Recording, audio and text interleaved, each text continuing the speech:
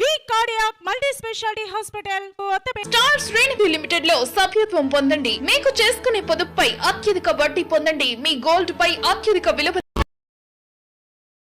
ఎన్నికలు జరగకుండా కోర్టుకు వెళ్లిన గుండా పిచ్చియను అన్ని ఆదివాసీ సంఘాల్లో సభ్యత్వాన్ని రద్దు చేస్తామని, మేమైతే అధికారంలోకి వచ్చిన వెంటనే ఈ ప్రక్రియను పూర్తి చేస్తామని హెచ్చరించారు మాజీ municipal chairman, Vaishya Vidyanidhi committee chairman Pendala Venkatrao. తెనాలిలో అత్యంత ప్రతిష్టాత్మకంగా జరుగుతున్న శ్రీ వాసవి కనికా పరమేశ్వరి అమ్మవారి దేవస్థానం సత్రం కమిటీ ఎన్నికలు రోజుకో మలుపు తిరుగుతున్నాయి. గత సంవత్సర కాలంగా అమ్మవారి సత్రం కమిటీ ఎన్నికల విషయంలో జరుగుతున్న తంతు పూర్తి కాలేదు. ఎన్నికలు వద్దని కొందరైతే ఎన్నికలు జరపాలని మరికొందరు. చివరికి పెద్ద మనుషుల సహాయంతో ఎన్నికలు జరిపేందుకు అన్ని ఏర్పాట్లు చేస్తే ఇంతలో కోర్టుకు వెళ్ళి ఇంజెక్షన్ ఆర్డర్ తెచ్చి ఎన్నికలు హఠాత్తుగా ఆపేశారు. దీంతో గత ఏడాది కాలంగా రేపో మాపో ఎన్నికలు అనుకున్న సత్రం కమిటీ ఎన్నికలు వాయిదాల మీద వాయిదాలు పడుతూనే ఉన్నాయి. దీంతో బహిరంగంగా ఒకరిపై ఒకరు ఆరోపణలు చేసుకుంటున్నారు. నువ్వు అలా చేశావని ఒక వర్గం అంటుంటే, నువ్వు ఇలా కూడా చేశావని మరో వర్గం అంటున్నారు. దీంతో ఇప్పటి వరకు తెనాలి ప్రజలకు తెలియని ఎన్నో నిగూఢ రహస్యాలను బహిర్గతం చేసుకుంటున్నారు. ఈ విషయాలన్నీ తెలుసుకుంటున్న తెనాలిలోని వైశ్యులు ముక్కు మీద వేలేసుకుంటున్నారు. అసలు పెండాల వెంకట్రావు ప్యానెల్ సభ్యులు మీడియాతో ఏం మాట్లాడుతున్నారో ఒకసారి మీరు వినండి. కోర్టులో ఏవైతే ఆరోపణలు చేశాడు పిచ్చయ్య గారు, మరి అవి కరెక్ట్ అంటారా కాదంటారా? ఇప్పుడు వాటికి మీరేం సమాధానం చెప్తారు? ఒక సంవత్సరానికే ఎన్నికలు జరపాలని బైలాలో ఉంది. తర్వాత 3 సంవత్సరాలు జరుపుకునేటట్టుగా జనరల్ బాడీలో పాస్ అయింది. అప్పటి నుంచి 2006 నుంచో 7 నుంచో మరి 3 ఏళ్ళకి ఒకసారి జరుపుకుంటూనే ఉన్నారు. ఆ 3 ఏళ్ళకి అన్ని 3 ఏళ్ళకి జరిపే దాంట్లో పిచ్చయ్య గారి సంతకం కూడా ఉంది. నిన్న కూడా వచ్చి ముందే కూర్చున్నాడు. మరి జనరల్ బాడీలో ఎందుకు అడగాల? ఎందుకు అడగకూడదు? అయినా నువ్వు 1 సంవత్సరమే పెట్టాల్సింది 3 సంవత్సరాలు ఎట్ట పెడుతున్నావు ఇప్పుడు అని అడగొచ్చు కదా. ముందు లైన్లోనే కూర్చొని ఉన్నాడుగా. ఏది అడగకుండా జనరల్ బాడీలో నీ సంవత్సరంలో జరిగిన జనరల్ బాడీలో ఏమి చెప్పకుండా నువ్వు కోర్టుకు వెళ్ళడం తప్పు కదా. అన్ని సంఘాల్లో కూడా గుండా పిచ్చే సభ్యత్వాన్ని రద్దు చేస్తున్నాం అంతే. మేము వస్తే దేవస్థానంలో రద్దు చేస్తాము. ఇక్కడ కూడా ఇటువంటి దేవస్థానం మీద కోర్టుకు వెళ్ళినందుకు గాను అతన్ని సభ్యత్వాలని, అతని అనుచరులను కూడా సభ్యత్వాలను రద్దు చేస్తామని మీ అందరికీ తెలియపరుస్తున్నాం. గుండా పిచ్చయ్య బదారమిటి 15-16 సంతకాలు పెట్టించాడు. డబ్బు కట్టాలనేసరికి వాళ్ళందరూ ఆగిపోయారు. అందుకని నువ్వు విరమించుకున్నావు. దానికి అమెరికాలో ఉన్న మా అబ్బాయి వేయొద్దు అన్నాడని చెప్పావు. ఏగువాకు నిన్నెవరేమన్నారు? నువ్వు కోర్టులో తేవడం ఎందుకు? నీకేం పని అసలు? 22 సంవత్సరాల నుంచి 3 ఏళ్ళకి ఒకసారి ఎన్నికలు జరుగుతున్నాయిగా. ఇవాళ కొత్తగా కాదుగా. 3 ఏళ్ళకి ఒకసారి జరిగిన జనరల్ బాడీలో నువ్వు సంతకం పెడుతున్నావుగా. ఇవాళ 1 సంవత్సరానికి ఒకసారి జరపాలనే మాట ఏంటి? ఆ గుండా పిచ్చి అనేవాడిని పెట్టి వాడికి మరి కోర్టులో వేసి స్టే చేస్తారా? గుండా పిచ్చి 24 గంటలు మీ ఇంటి దగ్గర తిరుగుతున్నాడుగా. మీరు చేసేది మీరున్ను, చెప్పుకునేది మేము మా మీదనా? వైశ్య విద్యానిధి బిల్డింగ్ పగలగొట్టినప్పటి నుంచి కూడా ఈ వివాదం మొదలైంది. అనవసరంగా వివాదం తెచ్చింది నూకల వేణి.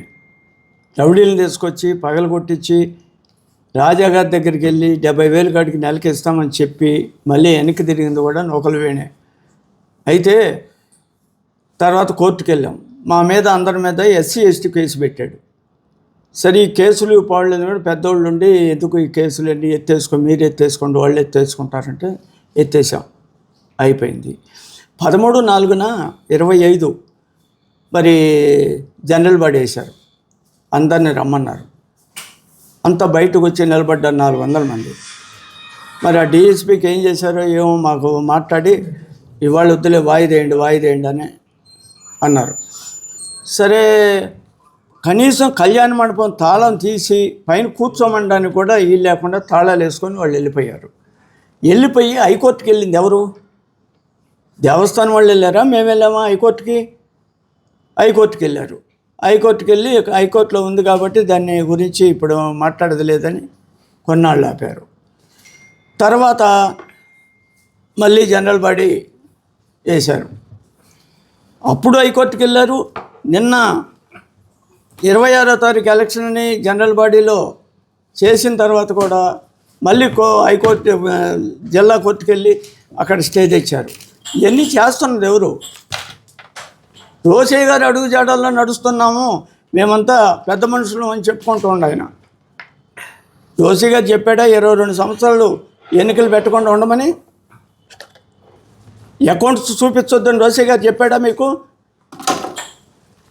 మీరు రోసయ్య గారు అడుగు జాడల్లో ఎక్కడ ఒక్క పాలు కూడా మేము చేయలేదు.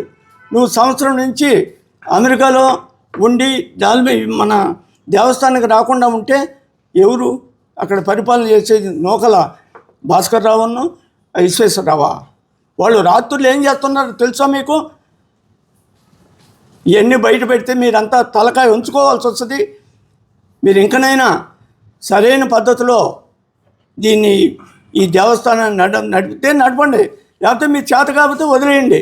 ఎన్నికలు పెట్టారు, ఎన్నికలు సక్రమంగా సాగడానికి వీలు లేకుండా ఎందుకు చేస్తున్నారు మీరు? వెంకట్రావు గారు, మీరు ఈ మధ్యకాలంలో ఈ ఘర్షణలు జరగబోయే ముందుగా మీరు ఎన్నికలు చేసుకున్నారు, మేము గెలిచామని చెప్పారు, మీరు ప్రమాణ స్వీకారాలు కూడా చేశారు. మరి అదేమైందండి? ఏమైంది? మినిట్స్ బుక్ ఇవ్వలేదు, తాళాలు ఇవ్వలేదు. మేమేదన్నా తాళాలు పగలగొట్టి తీసుకెళ్తే అక్కడికి వెళ్ళి కేసులు పెడుతున్నారు. కేసులు పెడితే ఇబ్బంది వస్తుంది, మేము ఆగామండి. ఇప్పుడు అది మినిట్స్ బుక్ అప్పచెప్పాలి కదా వాళ్ళు. మరి అప్పచెప్పకుండా ఇదంతా జరగకుండానే మీరు ఎన్నికలు జరిపేస్తారా? ఎన్నికలు కానీ పిలిచింది వాళ్ళు, మాకు లెటర్ ఇచ్చారు అందరిని రమ్మని. 400 మంది వచ్చాము, తాళాలు వేసుకొని వెళ్ళిపోయారు. అందరికీ తెలిసిన విషయమే. వాళ్ళు తాళాలు వేసుకొని ఆయనేమో అమెరికాలో నుంచి ఏం చెప్తే అది వీళ్ళు చేశారు. అందరికీ నమస్కారం. నిన్న వాసవి కన్యకాపురం దేవస్థానంలో జరిగిన నామినేషన్ పర్వంలో నూకల వెంకట వేణుగోపాలరావు గారు ఒక హాస్యాస్పదమైన విషయాన్ని వెల్లడించారు. మేము రోసీ గారు అనుచరులము, రోసీ గారు చెప్పంది ఏది చేయలేదు, మేము రోసీ గారికి చెప్పంది ఏమీ చేయలేదు అన్నారు. అయ్యా, మీకు గుర్తుందో లేదో, సుమారుగా 1994-90 ఎలక్షన్స్లో అనుకుంటాను, రోసీ గారు మీ ఇంట్లో కొలిపాకల వెంకట సుబ్బారావు గారి ఇంట్లో కింద ఉంటూ తెనాల్లో పోటీ చేశారండి, గోగినేని ఉమ్మగారి మీద. మేము ఆ రోజు కూడా టీడీపీలో ఉన్నామండి. కానీ మీరు ఏ రోజు కూడా మేము టీడీపీలో ఉన్నా కూడా మన కులస్తుడు భీష్మాచార్యుడు పెద్ద ఆయన అని చెప్పి మేము ప్రచారానికి కొద్దిగా దూరంగా ఉన్నాం. పార్టీకి దూరంగా లేదండి, ప్రచారానికి కొద్దిగా దూరంగా ఉన్నాం. మేము ఆయనకు వ్యతిరేకంగా చేయలేదండి, ఎందుకంటే మేము పార్టీలో ఉండి పార్టీకి అన్యాయం చేయకూడదు కాబట్టి కొద్దిగా దూరంగా ఉన్నాం. కానీ మీరు ఏ పార్టీ కాదంటారండి? మీరు రోసీ గారి పార్టీ కాదండి, ఇంకో పార్టీ కాదండి అని మీరు చెప్పుకుంటారు. ఆ రోజు ఏమన్నా మీరు రోసీ గారికి ఏమన్నా ఫేవర్ చేశారా? ఈయన ఎక్కడ ఊడుతా గెలుస్తాడని చెప్పి మీరు వ్యంగ్యంగా మాట్లాడారు. మీరు మర్చిపోయిన విఘ్నులైన ఆర్యవేసులు ఎవరు మర్చిపోలేదండి. ఆ రోజు మీరు ఒక్క రోజైనా సరే తెనాలిలో, మీరు పుట్టి పెరిగిన ఊర్లో, వారు పెట్టి పెరిగిన ఊర్లో ఒక్కళ్ళ ఇంటికి కానీ ఒకళ్ళకి ఫోన్ చేసి కానీ రోసీ గారికి ఓటేయండి అని చెప్పి మీరు ప్రమాణం చేయగలరా? బైలా ప్రకారం ఏముందండి రూల్లో? బైలా ప్రకారం సంవత్సరానికి ఒకసారి ఎలక్షన్ జరపని 1947వ సంవత్సరం రాసిన బైలా అండి అది. ఆ తర్వాత 1960 నుంచి 70 లోపల 2 సార్లు బైలా అమెండ్మెంట్ జరిగిందండి. ఆ మినిట్స్ బుక్ కాపీలు మొత్తం మీ దగ్గర ఉందండి. ఎతకండి, ఒకసారి ఎతికితే మీకు అన్నీ కనబడతాయి. దానిలో ఏం రాశారండి? ప్రతి 3 సంవత్సరాలకు ఒకసారి ఎన్నికలు జరుపుకుందాం ఉందండి. దానిలో స్త్రీ పురుషుల్ని ప్రవేశం కల్పించానుందండి. విద్య, వైద్య, ఆరోగ్యం, విజ్ఞానం పెంపొందించానుందండి. మన దేవస్థానాలకి రాజకీయ పార్టీలు వేదిక చేయమని అక్కడ చెప్పారండి. మీకన్నా బయలాలో కొత్తగా రాసుకుని మీరేమైనా రూల్ రాసుకున్నారా? అదేం లేదండి. మేము రోసీ గారు చెప్పండి ఏ పని చేయము, రోసీ గారు చెప్పితే ఏం చేసామన్నారు. ఏం చేశారు సార్? మీరు 2004లో మీరు వచ్చారండి. 2011లో మొదటి కళ్యాణ మండపం కట్టారండి, ఒక్కలగడ్డ గారి కళ్యాణ మండపం. దానికి ముందు వెనకాల ఒక నూకల రామకోటేశ్వర గారి పేరు మీద ఒక కాంప్లెక్స్ కట్టారండి, వైశ్య బ్యాంక్ కాంప్లెక్స్. దానికి మీరు 12 లక్షలు ఎంత చందా ఇచ్చారండి. మీరు డొనేషన్ ఇవ్వలేదని చెప్పి ఎవరూ చెప్పండి. 100% మీరు డొనేషన్ ఇచ్చారండి, మీ డొనేషన్తోనే కట్టారండి. మిగతా డబ్బులు దేవస్థానం పెట్టుకుందండి. నేను 30 లక్షలు ఖర్చు పెట్టాను, లెక్క చూపిస్తారండి? 30 లక్షల రూపాయలు ఖర్చు పెట్టినట్టు మొత్తం ఖర్చును నేనే పెట్టుకున్నాను, లెక్క చూపిస్తారా? మీరు ఇచ్చిన దానికి ఇచ్చిన 10 లక్షల రూపాయలండి. గర్భగుడి వరకు సరిపోయిందండి మీరు ఇచ్చిన 10 లక్షల రూపాయలు. ముందు ముఖమండపం ఎవరు కట్టారండి? దేవస్థానం డబ్బులతో కట్టారు. పోనీ దేవస్థానం డబ్బులు ఆ కన్స్ట్రక్షన్ పుస్తకాలు, ఆ కన్స్ట్రక్షన్కి ఎంత అడుగు, పోనీ ఇప్పుడు అడుగులు లెక్కేద్దామండి. 7 అడుగు మీరు ఏ కంపెనీకి ఇవ్వండి, ఎల్ఎన్టీకి ఇవ్వండి, షాపోజీ పల్లంజీకి ఇవ్వండి, ఎవరికైనా ఇవ్వండి, వాళ్ళు ఎంత అడుగేస్తారో చూడండి. ఇప్పుడు మీరు కట్టిన ఖర్చు లెక్క చూపించండి, లెక్కలను చూపించగలరా? లేదండి. ఒక్కలగడ్డ కళ్యాణం కట్టినప్పుడు ఒక్కలగడ్డ గంగాధర్ గారు వాళ్ళ నాన్నగారి పేరు మీద కొంత అమౌంట్ ఇచ్చారండి. పైన కొత్త మస్తు తులసిదారు కొంత అమౌంట్ ఇచ్చారండి. ఆ తర్వాత 2 లక్షల రూపాయలు చొప్పున మీరు మరీ దారుణంగా బేరం పెట్టి సభ్యుల్ని చేర్చుకోవడానికి, నా కమిటీలో సభ్యత్వం ఉండాలంటే 2 లక్షలు ఇవ్వాలని చెప్పి డిమాండ్ చేసి ఇవ్వని వాళ్ళని బయటికి నెట్టేసి 2 లక్షల రూపాయలు తీసుకున్న వాళ్ళ చేత కింద బోర్డులు ఉన్నాయండి, 1 లక్ష రూపాయలు ఇచ్చిన 2 లక్షల రూపాయలు ఇచ్చిన బోర్డులు ఉన్నాయండి. వాళ్ళతో వచ్చిన దందాలతో మీరు కట్టారండి. అప్పుడున్న క్వాలిటీ వెనకాల కట్టిన క్వాలిటీలో ఉందండి. వెనకాల కళ్యాణపురంలో పైన మొత్తం స్లాబ్ లీకులు, సీలింగ్ మొత్తం ఊడిపోతుంది. మీరు ఒకసారి గమనించండి ఎంత దారుణంగా ఉందో అసలుకి. మీరు వేసిన ప్లైవుడ్ కానివ్వండి, ఏదన్నా కానివ్వండి. పాపం విశ్వేశ్వరరావు గారు మాట్లాడుతూ వేణుగారు నీతులు చెబితే ఆ నీతులు విని వాళ్ళు పెరిగారంట. ఏం నీతులు చెప్పారు సార్ మీ వేణుగారు అంటే, వెనకాల కళ్యాణ మండపంలో కడుతున్నప్పుడు ప్లైవుడ్, గ్రానైటు మిగిలిపోయి మొత్తం తీసుకెళ్ళిపోయి మాదని చెప్పమన్నారా? మీరు ఇక్కడ ఆ కాంప్లెక్స్ పేరు ఏంటండి, వాసవి కాంప్లెక్స్ అని చెప్పి మెయిన్ రోడ్లో కట్టారండి. బోస్ రోడ్లో మెయిన్ రోడ్లో కట్టింది. ఆ కాంప్లెక్స్ మీరు కాంట్రాక్ట్ చేయకుండా మీరేం చెప్పారంటే కాంట్రాక్ట్ చేయడం నేను సేవ చేస్తున్నారు.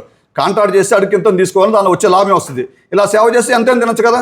ఆ విధంగా మీరు అదే చేశారు. మీరు చెప్పింది కరెక్టే, సేవే చేశారు మీరు. కాకపోతే మీ సేవ గడిచిన 20 సంవత్సరాల్లో పూజకి మీరు 3,000 రూపాయలు కట్టిన రసీదు చూపిస్తే మేము పక్క వచ్చేస్తాం. వాళ్ళకి గడిచిన 20 సంవత్సరాల్లో మీరు దసరా నవరాత్రులకి 3,000 రూపాయలు కట్టిన పూజ రసీదు చూపించి, అంటే రసీదు దొంగ రసీదులు కాదండి, దానికి జమా ఖర్చులు ఉంటాయిగా. ఆ 3,000 రూపాయలు దేనికి వాడామో దానికి బ్రాట్ ఓవర్ అన్నీ ఉంటాయి కదా. ఇవన్నీ మీరు నిరూపించేస్తే మా ప్యానల్ మొత్తం బయటకు వచ్చేస్తామండి. అలానే మీరు సత్యనారాయణ స్వామి గారి విగ్రహం గురించి చెప్తున్నారండి. ఎంత దారుణం అండి. ఎవరు తీసుకొచ్చారండి ఆ విగ్రహం? మీ అన్నయ్యుడు, మీ నూకల భాస్కర్ అండి. ఏంటండి అతని క్రెడిబిలిటీ ఏంటండి? చూడండి, కుడి చేతిలో ఉండాల్సిన చక్రాన్ని తీసుకొచ్చి ఎడం చేతిలో ఉందండి. లక్ష్మీ చెన్నకేశ్వర స్వామి ఉంటుందండి. ఎక్కడైనా సరే, ప్రపంచంలో ఎక్కడైనా సరే ఈ విధమైన విగ్రహం కానీ చూపిస్తే మేము మా ప్యానల్ ఎవరో పోటీ చేయమండి. మిమ్మల్ని వేణుగారు కరెక్ట్ అని చెప్పి మేము చెప్పి పక్క వచ్చేస్తామండి. మీరు మమ్మల్ని మాట్లాడండి, దేవుడితో మటుకు ఆటలాడుతుందండి. ఎందుకంటే అది పిల్లలకి తరతరాలు తగ్గుతుంది. మీరు ఆరోగ్యంగా ఉండాలని చెప్పి, మీరు బాగుండాలని కోరుకుంటామండి. పంతులు గారికి చెప్పాం, మొదటి పూజ నూకల వేణుగారి పేరు మీద చేయండి, మేము చేయించుకునేటప్పుడు చెప్పామండి. మీరు కాదని పంతులు గారిని చెప్పండి, మా దగ్గర రికార్డెడ్ ఉంది. అంతకుముందు ఒకసారి మీరు వెంకట్రావు గారిని మీరు అవసరం వస్తే వెంకట్రావు కాళ్ళు పట్టుకున్నారు. మీరు మర్చిపోయారేమో, జనాభా మర్చిపోలేదు. కావాలంటే మీ వీడియోలో చూసుకోండి. ఆ మెయిన్ రోడ్లో బిల్డింగ్ అమ్మినప్పుడు మీరు వెంకట్రావు గారిని జనరల్ బాడీలో వచ్చి కాళ్ళు పట్టుకున్నారు. అదే వెంకట్రావు గారిని ఆ బిల్డింగ్ పడగొట్టేటప్పుడు మనుషులు పెట్టి కొట్టించారు. ఆ తర్వాత నాతో ఫోన్లో మాట్లాడుతూ హైకోర్టులో కేసు వేస్తున్నాము, లోపలికి మనుషులు వచ్చారండి. అసలు లోపలికి మనుషులు ఎంతమందిని తీసుకొస్తారండి? కాదు, మీరు ప్రమాణం చేయగలరా? మీరు చేసిన ప్రతి తప్పుకి మేము చెప్తున్నాం, ప్రమాణం అడుగుతున్నాం. ప్రమాణం చేయమంటే ప్రమాణం గురించి మాట్లాడకుండా మేమేం చేయలేదు, మేము 100 కోట్ల దానం ఇచ్చామంటే నీ దగ్గర ఉంది కాబట్టి నువ్వు ఇచ్చావు. కరోనాలో ఏమన్నా ఒక్క ఆర్యవైశ్యుడికి నువ్వేమన్నా సహాయపడ్డావా? నువ్వు ఎవరికో ఆఫీసులో సహాయపడితే కాదండి. ఆఫీసులో ఏంటంటే నీ మిల్లి మీదకి రాకుండా ఉంటానుకో, నువ్వు చేసే తప్పుడు పనులు సమర్థించుకోవాలనుకో, నీ కింద చేసే తప్పుడు పనులు సమర్థించుకోవాలి, నువ్వు ఆఫీసులకు సపోర్ట్ చేయొచ్చండి, వాళ్ళకి చందాలు ఇచ్చి ఉండొచ్చు. నువ్వు ఆర్యవైశ్యుడిగా పుట్టిన తర్వాత ఆర్యవైశ్యుడికి సహాయం చేసే చెప్పు. మేము చేసామండి. కరోనాలో మున్సిపల్ స్టాఫ్కి 750 మందికి 45 రోజుల పాటు మేము భోజనాలు అందించామండి, వితౌట్ మనీ, రూపాయి కూడా తీసుకోకుండా. అది మాది సేవ అండి. వాసవి సేవా సంస్థలు 85 మందికి ఇప్పుడు పెళ్లిళ్ళు చేశారండి, అది సేవ అండి. ఉచితంగా పెళ్లిళ్ళు చేశారు, అది సేవ అండి. మీరు ఎక్కడన్నా సేవ చేశారా? చేయలేదే. మీరు సేవ చేయకుండా అసలు పేదవాడిని చూస్తే మీకు ఒక చికాకు. ఎందుకంటే మరి మీరు పేదవారంగా పుట్టారు, ఇవాళ శ్రీమంతులు అయ్యారు. మీరు మరి మనసులో ఏముందో మాది, కానీ పేదవాడిని చూస్తే మీకు ఒక చికాకు. అసలు మీరు ఏ రోజున పేదవాడిని దగ్గర తీశారండి? మీరు సేవ చేసాం, మేము దాన ధర్మాలు ఇచ్చామంటే మీకు ఉన్నది మీకు ఇచ్చుకున్నారు, ఇచ్చుకొని పేర్లు వేయించుకున్నారు. మీరు వచ్చి అక్కడ 25 ఏళ్ళు అయింది. ఆ 25 ఏళ్లలో మీరు 100 కోట్లు ఇచ్చేస్తారు దేవస్థానానికి. 10 కోట్లు ఇవ్వండి, మేము చూపిస్తాం, దానికి ఎంత లోపల చూపిస్తామో. మెయిన్ రోడ్లో ఉన్న స్థలం అమ్మి ఆ స్థలం డబ్బులతో మీరు కళ్యాణ మండపం కట్టారు. ఇక్కడేమో సిటీ జనరల్ స్టోర్స్ స్థలాన్ని వాళ్ళ కింద ఇచ్చిన అద్దులు వాళ్ళ అడ్వాన్సులతో కట్టారు. ఆ అడ్వాన్సులు మిగిలిన డబ్బులతో జిలేబీ కొట్లు కట్టారు. జిలేబీ కొట్లు తీసిన అడ్వాన్స్తో మళ్ళీ జిలేబీ కొట్లు నిర్మాణం చేసుకున్నారు. ఇన్ని చేసుకున్నారు. ఏంటండి, 2 షాపులకో 3 షాపులకో మీ ఇష్టం. ఆత్మకూరు నరసింహరావు సంథింగ్ ఎవరు పేరు తెలియదండి, వాళ్ళ పేరు మీద ఒక షాపు ఉంది, 4,000 రూపాయలు ఇంటిస్తున్నారు. రసీదులు లేండి. కొణిజేటి గోపి షాపు 4,000 రూపాయలు ఇస్తున్నాడు. అందరూ ఎండలో మాడి వ్యాపారం చేసుకున్నాడు. 16,000, 15,000, 18,000 ఇస్తున్నారు. వీళ్ళ ముగ్గురికో ఇద్దరికో దేనికండి? ఏంటి వీళ్ళ ప్రత్యేకత ఏంటండి అంటే, వాళ్ళందరూ చక్కగా వ్యాపారం చేసుకుంటూ వాళ్ళు వేరే వాళ్ళ షాపులు లీజుకి ఇచ్చుకున్నారు, లేకపోతే ఏసీ వేసుకున్నారని చెప్పేసి. మీకు ఇక్కడ పేదవాళ్ళ మీద సాటి వయసుల మీద ప్రేమ ఎక్కడ ఉందండి మీకు? అసలుకి మీకు సాటి వయసులు ఏంటంటే మీకు భజన చేసేవాళ్ళు, మీకు చెప్పేవాళ్ళు. మీరు నిన్న మేము చేయలేదు అంటున్నారు కదా, సత్యదేవుడి ముందు ప్రమాణం చేయండి, పిచ్చి గారి చేత వేయించలేదని చెప్పేసి. మీరు నిన్న సంతకాలు పెట్టేప్పుడు మీ కమిటీ మెంబర్లు పిలిచారు, చెప్పలేదండి? ఎలక్షన్ జరిగా పెట్టాయా, మీ సంతకాలు పెట్టండి అని చెప్పి. ఈ మాట అనలేదని ప్రమాణం చేయండి, మేము బయటికి వెళ్ళిపోతాం.